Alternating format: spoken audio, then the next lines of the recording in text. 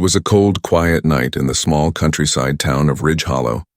David, a kind but lonely man in his early 40s, sat in his wooden cabin drinking hot tea by the fire.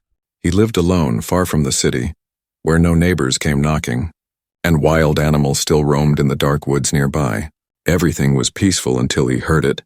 A strange sound, a cry. It was soft at first, like a whisper, but it didn't belong to any animal he knew. David stood still, his hand tightening around the warm mug. Then came the second cry, louder, shakier, filled with fear. It sounded like a child. He quickly grabbed his coat, flashlight, and boots, then stepped out into the cold night air. Leaves crunched under his feet as he walked toward the edge of the forest behind his house. The moon was hidden behind clouds and the wind howled softly between the trees. Again the cry came, closer now, desperate. He followed the sound deeper into the woods, shining his flashlight from side to side. "Hello," he called out, his voice firm but gentle. "Someone out there? Are you hurt?" No answer. Then movement. Behind a tree something shifted. David slowly approached, careful not to scare whoever or whatever it was. He rounded the tree and froze. Lying there on the damp earth was a small figure, shaking, crying, curled up tight. She looked like a little girl, no more than 7, but her skin was pale silver, her hair white like snow, and her eyes were closed tight in pain. Her clothes were torn, strange symbols written across the fabric, and her feet were bare and bleeding. David fell to one knee beside her. "Hey, it's okay, I won't hurt you," he said softly. Lowering his flashlight, the girl flinched, then opened her eyes, bright violet. Glowing faintly in the dark, she didn't speak, only stared at him with fear and confusion. David gently reached out his hand. "You're not safe out here, little one, come with me." She hesitated, looking around the dark forest like she expected something to jump out at any second. Then slowly she placed her trembling hand into his. David wrapped her in his coat and carried her back through the forest, her small body cold like ice. She was light, too light for a child her size, and her breathing was shallow. Back at the cabin, he laid her gently on the couch and wrapped her in warm blankets. She watched him silently, not moving, not speaking. David lit the fire brighter and made a cup of hot soup. He offered her the spoon, but she didn't know what to do with it. He demonstrated slowly, and she copied him, clumsy at first, but then she ate quickly, hungrily, like she hadn't eaten in days.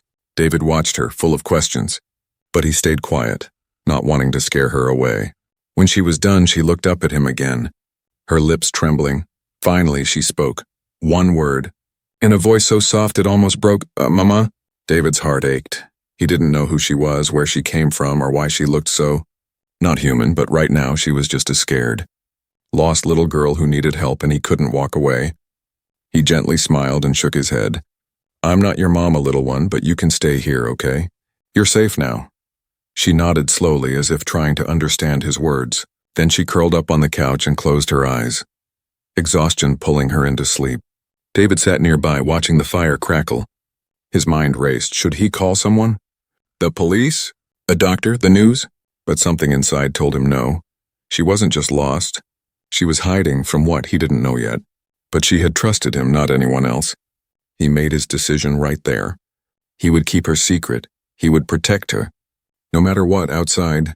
The wind howled again, but inside the cabin, the girl finally slept peacefully, and David knew deep in his heart, his life had just changed forever. He didn't adopt her that night with papers or promises. He adopted her the moment he carried her from the dark. And somewhere, far above the earth, someone or something was watching. The lost child had been found. But would her past stay buried forever? Morning sunlight broke through the cabin window, lighting the girl's silver hair like a soft halo. David sat at the edge of the wooden table, watching her sleep with quiet wonder. She looked peaceful now, curled under the warm blanket, no longer shaking or crying, but he still had no idea who or what she really was. A child, yes, but not from this world. He saw it in her eyes, in her skin, in the strange writing on her clothes still. She was just a kid, alone and scared, and David had already made his choice. He wasn't going to let her go, not until he knew she was safe. When she finally woke up, she sat upright like she'd never slept before, her violet eyes wide and alert. David greeted her with a soft smile. "Morning, little one, are you hungry?" She blinked, looked around, then nodded slowly. David placed a bowl of oatmeal in front of her and handed her a spoon. This time she picked it up on her own. Still clumsy, but quicker than yesterday. "You understand me?" he asked gently. The girl looked at him, paused, and then nodded again, slower this time, like she was thinking carefully. Can you tell me your name? He asked. She opened her mouth, but no sound came. Her lips moved like she was trying to shape a word, then gave up. Instead, she pointed to herself and said something soft and strange. One word in a language David didn't understand. Jaria, she whispered. David repeated it slowly. Jaria. Is that your name? She nodded, this time with more confidence. From that moment on, she became Jaria to him. And he became something he never expected to be again. A guardian. A father. Days passed, then weeks. David taught her how to speak Earth English, starting with simple words. Food, sleep, cold, safe. She picked up fast, faster than any human child would. By the end of the second week, she was forming small sentences, shy and quiet but clear. David fixed her a bed in the spare room, gave her warm clothes from the storage trunk, and cleaned her small cuts and bruises. Sometimes at night she would wake up crying, whispering strange alien words in her sleep. He didn't understand the language, but he understood the pain behind it. One night, as she sat on the porch steps looking at the stars, David joined her with a blanket. Do you miss your home? He asked softly. She didn't speak, just nodded and pointed at the sky. Up there? She nodded again, this time tracing a tiny circle with her finger, as if showing him a planet. David felt a heaviness in his chest. This little girl wasn't just lost, she was far from home, maybe hundreds of light years away, but she had no ship, no device, no way to contact anyone who left her here. Why? He kept those questions to himself. As time passed, Sharia began acting more like a normal child, laughing, playing, even drawing pictures with crayons. But her drawings were strange. Giant trees with floating lights, cities made of crystal, creatures with wings and glowing arms. Are these from your world? He once asked. Jaria just smiled and nodded. David hung her drawings on the walls. Like a proud parent, he took her into town a few times, but made her wear a hoodie and cap. Covering her unusual features, she behaved well. But people noticed. Your niece? One store owner asked. David just smiled. Something like that. But the stares grew with every visit. People whispered about her pale skin, her glowing eyes, her quiet voice. One afternoon, a local officer knocked on David's door. Heard there's a girl staying with you, the officer said, eyes sharp. Is she adopted legally? David kept calm, his hand resting protectively on the doorframe. She's family, he replied. She lost her parents in the fire last year. The officer raised an eyebrow but didn't push further. When he left, David locked the door and sat down. Heart pounding, he couldn't hide her forever. Not from everyone, but he had to try. She trusted him, and he wouldn't break that trust. That night, he sat Jaria down at the table. You know, someday someone might come looking for you, he said carefully. Jaria looked down at her hands, then up at him. Her voice was quiet, but full of sadness. They left me, David. I waited, but they never came back. David didn't ask more. He just reached out and held her small hand. You're not alone anymore, he said. Not as long as I'm here. Jaria smiled faintly. But something deep in her eyes stayed quiet. Something hidden, waiting, watching. David didn't know it yet, but someone was looking for her, and soon they would come knocking too. It began with a dream. Jaria sat up in bed, breathing hard, her violet eyes glowing faintly in the dark. David rushed in, flashlight in hand, his face full of concern. Are you okay? Was it another nightmare? She didn't answer at first, just stared at her hands. They were glowing, soft pulses of blue and gold slowly fading. She held them up to show him, confused and scared. I saw something. A woman with eyes like fire calling my name, she whispered. She was my mother. David crouched beside her, wiping the sweat from her forehead. It was just a dream, kiddo, he said gently. You're safe now, but he wasn't sure anymore. Something had changed over the next few days. Strange things started happening. When Jaria touched the metal sink, it sparked. Even though there was no power problem, the radio in the cabin, an old one David never used, suddenly came alive, playing static and strange rhythmic hums once. While feeding the chickens, Jaria looked up at the sky and whispered a word David didn't understand. A moment later, all the birds flew away in a perfect circle. Like they understood her, David began writing these things down. unsure what they meant but knowing they weren't normal. Sharia didn't seem scared anymore, just curious, like something inside her was waking up. One evening, as they sat on the porch watching the stars, she pointed to a small cluster of lights. "That's where I'm from," she said softly. David looked through his old telescope and saw nothing special, just stars. "Like any other night, you remember more now?" he asked. Sharia nodded, her voice calm. "It's all coming back slowly, like broken pieces of glass." David hesitated, then asked the question that had been in his heart for months. "Do you want to go back?" She looked at him, surprised, then smiled gently. "You're my home now, David," she said, "but someone is calling me." That night, David sat by the fire, staring at the old books he kept on astronomy. He knew something was coming, something not from this world. The next morning, they found footprints behind the cabin. Not human, not animal, three-toed, long, deep into the soil. Sharia froze when she saw them. "They found me," she whispered. David grabbed his shotgun, more for comfort than protection, and checked the perimeter. No signs of anyone else, but he had a bad feeling. Sharia began drawing symbols in her notebook, spirals, lines, stars connected by threads. "These are messages," she said. "From them." "From who?" David asked. "The Seekers. They're not my family. They want to take me back, to use me." David felt a cold chill run down his spine. "Use you for what?" Sharia looked up, serious now. "I'm not just a girl, David. I carry something inside me. Something ancient." "What does that mean?" he asked, heart pounding. She pointed to her glowing hands. "I wasn't born like this. They made me." David didn't sleep that night. He stayed up watching the woods through the window. Every sound felt louder, every shadow deeper. Around 2 a.m., Sharia came into the living room, clutching her notebook. "I think they're close," she said quietly. "How do you know?" She opened the pages, drawings of strange ships, alien words, and a tall woman with burning eyes. "I don't draw these," Sharia said. "They appear when I sleep." Suddenly, a loud boom shook the ground. David rushed outside with his flashlight and saw nothing, but the stars above were moving. One star was falling fast, glowing green. Leaving a trail of smoke across the sky, Sharia watched it silently, her face pale. "That's not a meteor," she whispered. "That's a scout ship." David knew one thing for sure. Life would never be the same again. The next day, they prepared to leave. David packed clothes, tools, food, and supplies in his truck. "We're going off-grid," he said firmly, "until we figure out what they want." Sharia didn't argue, but she kept looking up at the sky before they left. She placed her hand on the wall of the cabin and whispered something in her language. The wood glowed faintly for a moment, then stopped. "What was that?" David asked. "A goodbye," she said. "In case I never come back." They drove into the mountains where no one could follow. But someone or something already was far above Earth. A sleek ship with silver wings drifted silently toward the blue planet. Inside, a figure stood watching the clouds below. Her eyes glowing like fire, she whispered one word: "Sharia." The cabin in the mountains stood silent, surrounded by tall pines and cold wind. Days had passed since David and Sharia ran from their old home. They'd gone deep into the wild, where no roads led and no signals reached. David had hoped they were safe. Hidden, forgotten, but that hope shattered.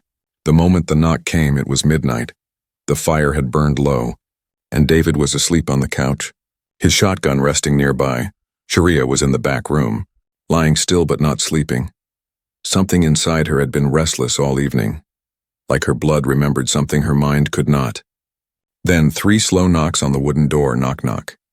Knock. David's eyes snapped open. He grabbed the shotgun and crept to the door, heart thudding loud in his ears. No one knew this place. No one could have followed them here. He looked through the peephole. Nothing, just snow falling quietly. Another knock came, louder this time, followed by a voice. A woman's voice, calm, soft, and echoing like wind through glass. "Please, open the door, human. I mean no harm." David froze, not because of the voice, but because Sharia was now standing behind him, wide awake, her face pale. Her lips trembled, and one word escaped. "Mother." David opened the door slowly. There in the snow stood a tall alien woman. She wore a long silver cloak that shimmered in the moonlight, her skin the same pale silver as Sharia's. Her hair was long, white, and floating slightly as if weightless, but it was her eyes that held David still, golden orange, burning like twin suns. Sharia stood frozen, looking at the woman, her mouth parted in shock. The woman's face twisted with emotion. Pain, joy, guilt, and something deeper. I've searched this planet for years, she said softly, stepping forward but not crossing the threshold, and now, I've found you. Sharia didn't move, didn't speak.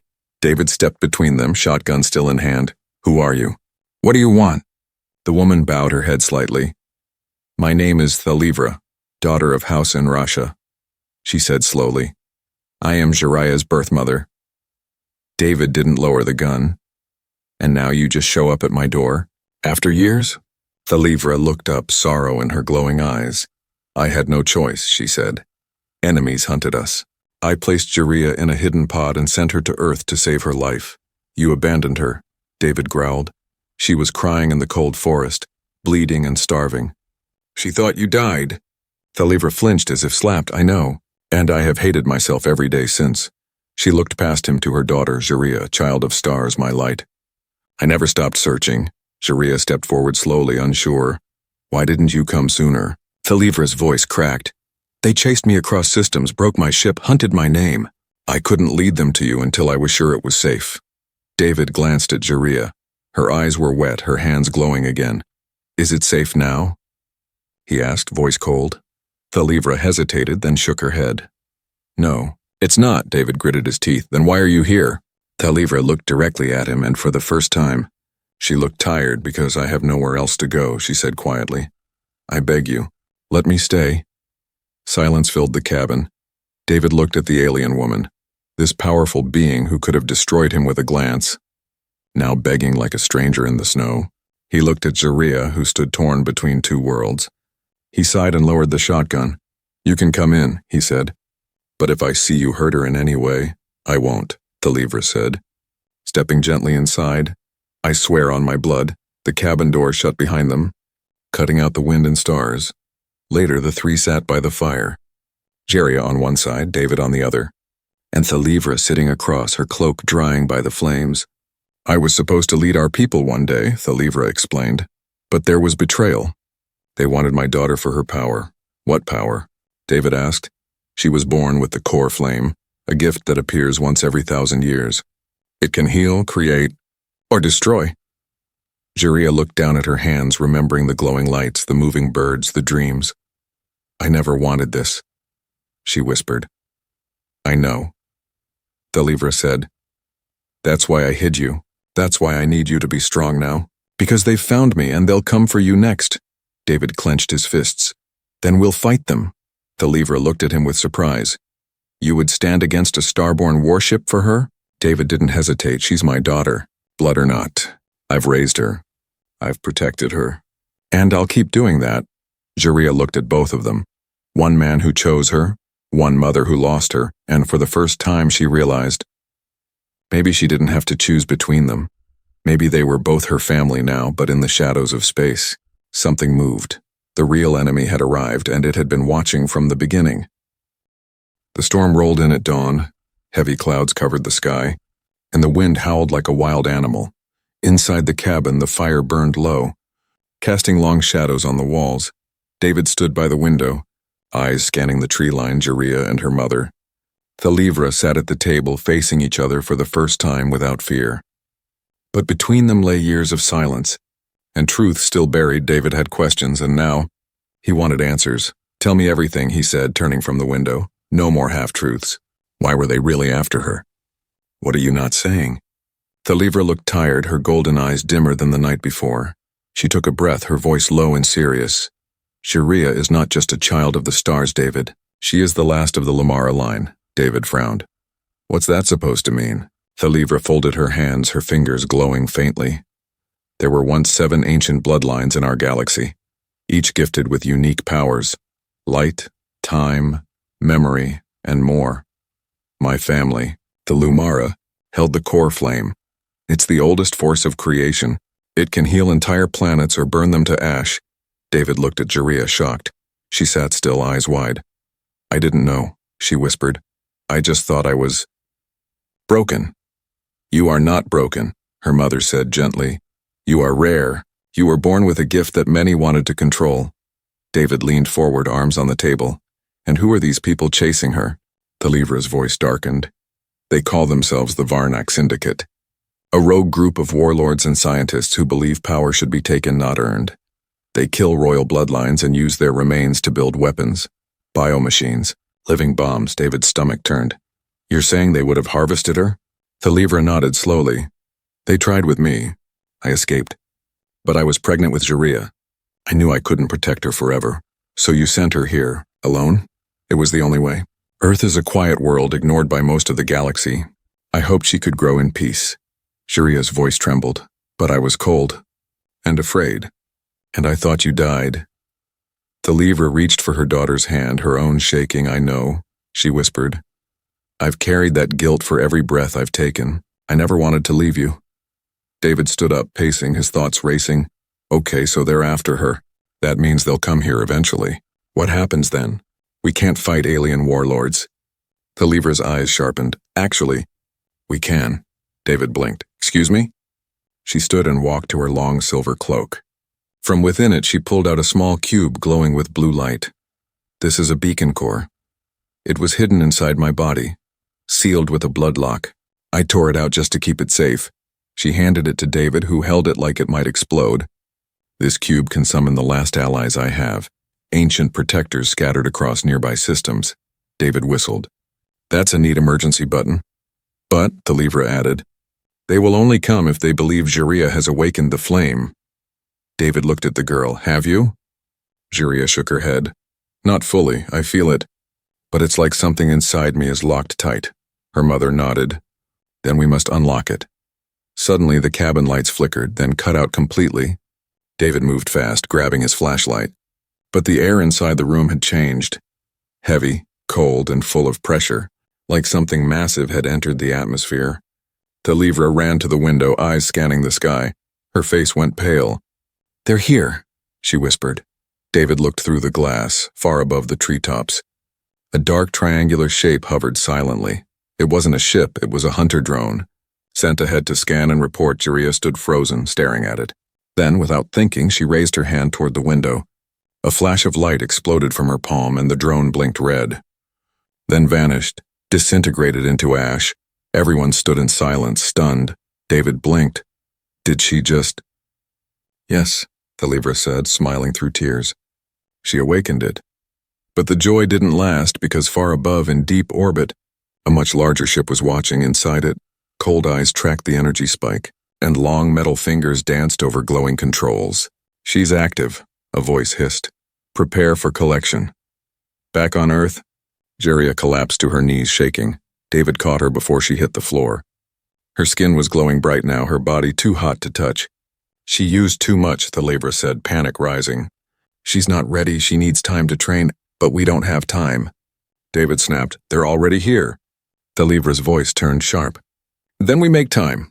She held up the beacon cube, pressed her palm against it, and whispered something ancient and full of sorrow. The cube lit up like a second sun, sending a beam of light straight into the sky. David looked up as the light vanished beyond the clouds. What now? He asked. Thalivra looked at him and said one word. War. The cabin was no longer quiet. Jaria lay unconscious on the bed, her body glowing softly like embers under her skin. David wiped the sweat from her forehead, his hands shaking. She's burning up, he said, panicked. Her heart is racing like it's going to explode. Thalivra stood over them, her golden eyes full of worry. She unlocked the flame too fast, she said, pacing. It's not just energy, it's memory. It's emotion, it's ancient power. Her small body is struggling to hold it. David clenched his jaw. She's not just some magical artifact, he growled. She's a kid. My kid. Thalivra looked at him, pain written across her face. I know, and I never should have let her awaken it like this. Outside, the wind had gone still. Too still, David stepped onto the porch with his rifle. The cold air hitting his skin like needles, then he saw it. The forest had gone silent. Not a bird or breeze in sight and above the trees. Shadows moved. Dark figures floated through the sky like ghosts. 6 of them, each wearing cloaks that twisted like smoke. They didn't land. They hovered, watching the cabin from a distance. Thalivra stepped outside next to him, her expression hardening. Varnak enforcers, she whispered. They've come for her. One of the floating figures raised its arm, and a strange voice echoed, calm, cold, and deep. You have the child. Surrender her and you will not suffer. David raised his rifle and pointed it at the voice. "I'm not surrendering anyone," he said. The voice didn't change. "You are a human. You do not understand what she is. You are unworthy." David barked a bitter laugh. "I've bathed her when she cried, made soup when she was sick, taught her to ride a bike, and told bedtime stories when she was scared," he shouted. "You think I don't know what she is? She's mine." Talivra stepped forward, her voice full of power. "She is ours, and we choose her safety over your greed." The enforcer's voice turned harsh. "Then you choose death." Inside the cabin, Jaria stirred, her body glowed brighter. But her breaths were short and shallow. In her dreams, she saw a fire spreading across a green world, people running and a large shadow chasing her. She heard David's voice calling her name, and her mother's, whispering a lullaby from another galaxy. Her eyes opened. Back outside, the enforcers began moving forward. David took cover behind a snow pile, rifle aimed. Though he knew bullets wouldn't stop them, Talivra raised her hands, sending out a pulse of light that pushed two enforcers back. But only for a moment. They recovered fast, and this time they drew long, glowing weapons, half blade, half energy. David's hands trembled. But he stayed in front of the door. He wouldn't move, not an inch. Then light exploded behind him. The cabin door blew open, and Jaria stepped out barefoot in the snow, her body surrounded by swirling flames that didn't burn the ground. Her eyes glowed pure white now, like small suns. The enforcers froze. Stunned, David turned, stunned himself. "Jaria?" She looked at him, but something had changed. She wasn't just a girl anymore. She was the flame, and the flame was awake. "I am not yours to take," she said, her voice echoing like 1,000 voices in one. "You hunted my people, destroyed my world, and left me in the cold. But they took me in," she pointed to David. "They showed me kindness, and gave me love. You only bring fear." One of the enforcers rushed forward, raising his blade. Jaria didn't move. A wall of pure light appeared, stopping the blade mid-air. Then the attacker vanished into glowing dust. The other 5 hesitated, fear rising now. Talivra stepped beside her daughter, proud and ready. "You don't belong here," Jaria said to the enforcers. "Leave now, or I will finish what you started long ago." The lead enforcer hissed. "You're a child. You don't understand power." Jaria raised her hand, and the sky above them began to shift. The clouds parted, and far above, stars blinked into view. Around the cabin, snow melted in a perfect circle, the ground glowing gold beneath their feet. "I understand enough," she whispered. The enforcers turned and vanished, retreating into the sky like smoke pulled by wind. The threat was gone. For now, Jaria collapsed into David's arms. Her glow fading, he held her tightly, whispering, "You did good, kid. You did real good." Talivra stepped forward, kneeling beside them. "She's stronger than I ever was," she said softly. "But she'll need rest. And training." David looked down at the girl in his arms and then up at the sky. "Then we'll give her both," he said, "no matter what it takes." Far above, the stars were watching, but so was something else. Something even the Varnak feared. And it was on its way.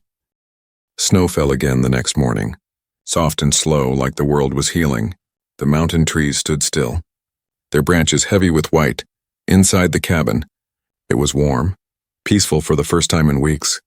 Jaria lay asleep on the couch, wrapped in thick blankets, her silver hair glowing faintly under the firelight. David sat close by, one hand resting gently on her small shoulder, the other holding a cup of coffee that had long gone cold. Across from him, Talivra watched silently, her back straight, her cloak now torn and stained from battle, but her eyes, they were softer now, human in a way they hadn't been before. "She saved us," David said quietly, "and we nearly lost her doing it." Talivra nodded, her voice barely above a whisper. She was never meant to fight yet, not without training. But she made the choice herself. That power, it responds to her heart. David looked down at Jaria, her small face peaceful again. "She has a good heart," he said. "She's kind, brave, a little messy when she eats soup, but she's got more courage than most grown men." Talivra allowed a tiny smile. "The first since she had arrived, I see that now," she said. "She didn't just survive on this planet. She became something stronger because of you." David stood, walking to the window, watching the sunlight begin to break through the clouds. "So what now?" he asked. "We just wait for the next attack?" Keep running from the stars? Talivra shook her head. No more running. She stood and walked to the small round table where the beacon cube still sat, now dark and silent. I called the last of our allies, she said. They will come, but slowly, quietly. The war is not over. But we are no longer alone.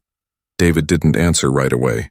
He stared out at the forest, thinking about his quiet life before all of this. Before the crash. Before the little glowing girl appeared in his arms one cold night. I never wanted to be part of any war, he said softly. But if it means keeping her safe, I'll face anything. Sharia stirred on the couch, letting out a small, sleepy groan. David rushed to her side as her eyes fluttered open, still glowing faintly but full of life. Hey there. Kiddo, he said with a smile. You okay? She blinked, then nodded slowly. I feel tired but warm. Talivra kneeled beside her, gently placing a hand on her daughter's forehead. You did something incredible, she whispered.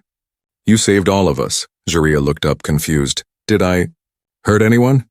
David chuckled softly. Only the bad guys, and they deserved it. Sharia smiled, weak but proud. Good. Later that day, the cabin's generator hummed back to life. David fixed breakfast, eggs, toast, and warm milk for Sharia, who ate slowly, her body still healing. Talivra offered to help. And for the first time, David didn't say no. They moved like people learning to dance, unsure, clumsy, but willing. Outside, they rebuilt the broken fence together, side by side, not as enemies. Not even strangers anymore, but as two protectors, bound by the same girl who had changed them both. At sunset, Sharia stepped out onto the porch wrapped in a wool blanket. Her feet now in fuzzy slippers David had found in an old storage box.